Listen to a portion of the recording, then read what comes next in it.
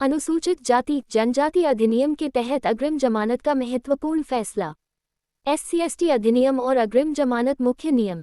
मूल नियम। SC/ST अधिनियम की धारा 18 के अंतर्गत अग्रिम जमानत पर रोक है। अपवाद: यदि प्रथम दृष्टया अपराध बनता ही नहीं है तो अग्रिम जमानत दी जा सकती है। मुख्य न्यायाधीश B.R. गवई के नेतृत्व में 3 जजों की बेंच का फैसला। प्रथम दृष्टया मामला क्या होता है? में लगाए गए आरोपों की प्रथम नज़र में जांच। केवल आरोपों को पढ़कर ही न्यायालय प्रथम दृष्टया निष्कर्ष निकाल सकता है। साक्ष्य विश्लेषण या मिनी ट्रायल अनुमत नहीं। न्यायालय को साक्ष्य के दायरे में जाने या मिनी ट्रायल का संचालन करने की अनुमति नहीं है। SC/ST अधिनियम का उद्देश्य। ये कानून अनुसूचित जाति और जनजाति के लोगों की सामाजिक आर्थिक स्थिति में सुधार के लिए बनाया गया था, जो समाज में एक कमजोर वर्ग रहे हैं।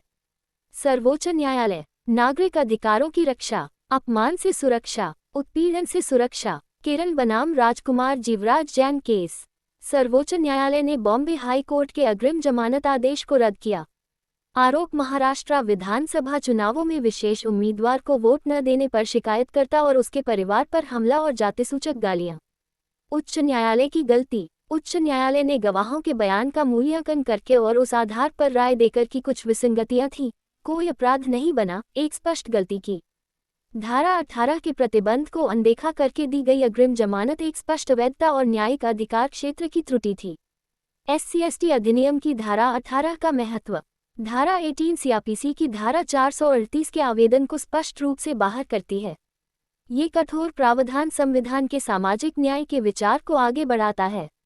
अनुसूचित जाति और जनजाति समुदाय को समाज के अन्य वर्गों के समान स्तर पर लाने के लिए कानूनी ज्ञान साझा करें। SC/ST अधिनियम हमारे समाज के कमजोर वर्गों की रक्षा के लिए महत्वपूर्ण है, लेकिन इसका दुरुपयोग न हो ये भी सुनिश्चित करना आवश्यक है।